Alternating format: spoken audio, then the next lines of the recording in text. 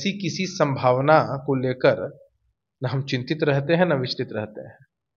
ललन सिंह जी की पकड़ मुंगेर लोकसभा के अंदर कितनी है, ये वहां के मतदाता मालिकों ने समय समय पर साबित किया है। नमस्कार, मैं मनीष और आप देख रहे हैं मीडिया दर्शन। लोकसभा चुनाव 2024 की तारीखों का ऐलान हो गया है।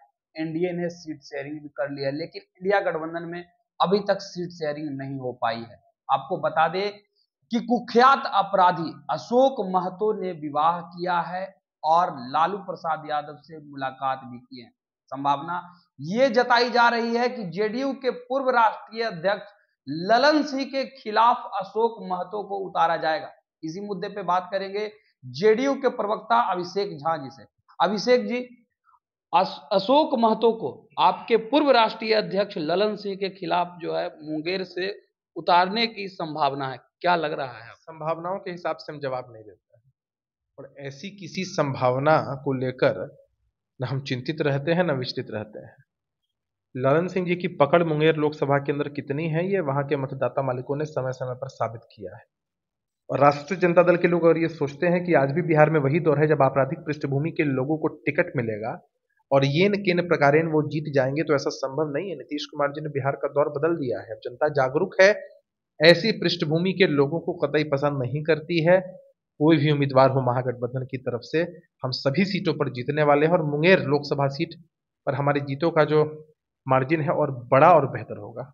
आपने कहा कि आपराधिक छवि के लोग पर भरोसा हम लोग नहीं करते हैं और जनता जवाब भी देगी, लेकिन लवली आनंद जो कि पहले आरजेडी में थी, जेडीयू ज्वाइन कर ली है और काफी हद तक शिवहर से उन्हें टिकट दिया जाएगा। वो भी आनंद मोहन जो कि जी कृष्णैया रेड्डी के हत्या के आरोप में जेल भी गए हैं, उनकी पत्नी है।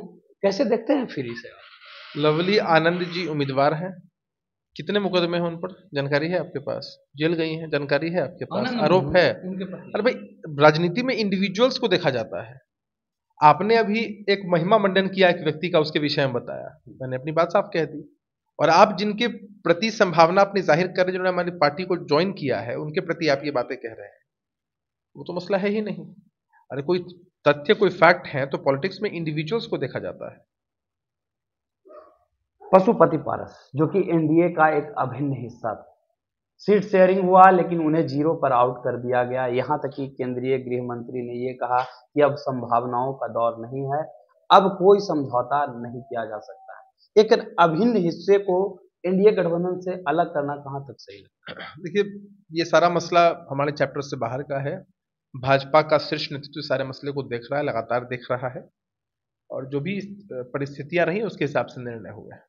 निजी चैनलों को इंटरव्यू के दौरान अमित शाह ने यह भी कहा कि जेडीयू हमसे संपर्क साधी थी गठबंधन के दौरान और अब हम बिहार में बड़े भाई की भूमिका में हैं। 17 सीटों पर हम चुनाव लड़ रहे हैं, लेकिन जेडीयू 16 सीटों पर चुनाव लड़ रही है। बड़े भाई की भूमिका में बीजेपी को कैसे देखते हैं? बिहार में एनडीए का चेहरा नीतीश कुमार जी हैं और देश में एनडीए का चेहरा प्रधानमंत्री जी हैं। यही एक लाइन है। बड़े भाई की भूमिका में बीजेपी नहीं है। राजनीति में बड़ा भाई छोटा भाई नहीं होता है, हम सब सहयोगी हैं एक दूसरे के। किस मुद्दे पर इस बार जाइएगा लोकसभा चुनाव में? क्योंकि बीजेपी का एजेंडा ही रहा है नेशनलिज्म और धर्म, तो किस पे आप लोग जाएंगे? हमारा एजेंडा न्याय के साथ विकास था, है और आगे भी रहेगा। हम इसी एजेंडे के साथ लगातार चुनाव में जनता के बीच जाते हैं। लेकिन महागठबंधन तो रोजगार के मुद्दे पे जा रहे हैं। कौन सा रोजगार? 17 महीना में रोजगार जो जमीन लेकर जो रोजगार दिया जाता है, जो नौकरियां दी जाती हैं, उसके वही मुद्दा है उनका। अब बिहार की जनता ऐसे मुद्दों को स्वीकार नहीं करती है और जमीन देने के लिए कोई तैयार नहीं है। ये थे हमारे साथ जेडीयू के प्रवक्ता अभिषेक झा, जिन्होंने सीधे तौर पे कहा कि हम लोग मुद्दे के साथ जाएंगे, न्याय के साथ विकास, यही हमारा मुद्दा होगा। अब 2024 लोकसभा चुनाव में इसका परिणाम भी देखने को मिलेगा। फिलहाल इस खबर में इतना ही। देखते रहे मीडिया दर्शक, धन्यवाद।